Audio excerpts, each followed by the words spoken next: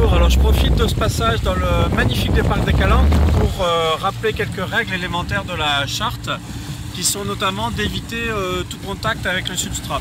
Et ça renvoie à une question importante qui est la flottabilité en plongée et comment calculer son lestage. La flottabilité en plongée, il faut bien comprendre que ce qui est important, c'est de pouvoir être en flottabilité neutre de façon à éviter d'une part les efforts et donc l'essoufflement tout en limitant sa consommation, et ensuite justement les contacts avec les substrats. Alors comment on détermine son lestage? Idéalement c'est en fin de plongée, c'est-à-dire qu'avec une bouteille quasiment vide, vous devez être capable de tenir dans la zone des 3 à 6 mètres pour faire votre palier. Mais malheureusement cette manœuvre n'est facile qu'en fin de plongée, n'est faisable qu'en fin de plongée. Donc une autre astuce, ça consiste tout simplement en tout début de plongée sans palmer, ça c'est important, de ne pas le palmer, de vider son gilet. En respirant normalement, vous devez tenir la surface et en soufflant, vous devez couler. Et en reprenant une inspiration, être capable de stopper votre descente. Autrement, ça veut dire que vous êtes surlesté et que vous allez rencontrer des difficultés. Alors bien sûr, il faut toujours être légèrement surlesté. Pourquoi? Tout simplement pour compenser le poids de la perte de gaz durant la plongée.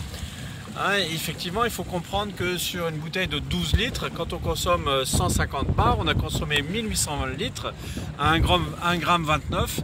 Donc avec un calcul rapide, ça fait un petit peu plus de 2 kg. Donc il faut qu'on soit surlesté à peu près 2 kg, de manière en fin de plongée pouvoir tenir son palier. Autre astuce pour pouvoir tenir son palier, vous l'avez peut-être jamais remarqué, mais quand on est sur le dos, on est toujours beaucoup plus lourd que quand on est sur le ventre.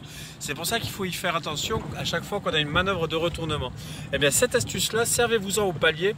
C'est vachement pratique de faire son palier sur le dos. D'une part, on est plus lourd, et ensuite, ça permet aussi sur le dos de voir la surface et d'être en mesure de s'en écarter, alors que si vous êtes sur le ventre, vous vous en rendrez compte quand vous allez sur les palmes hors de l'eau.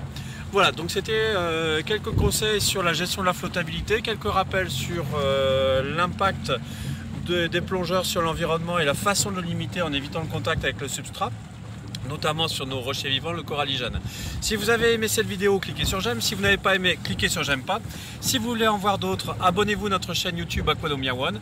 Si vous voulez voir d'autres sujets abordés, passez-moi un petit coup de fil, envoyez-moi un petit mail, commentez cette vidéo ou envoyez-moi un petit post sur Facebook. À bientôt!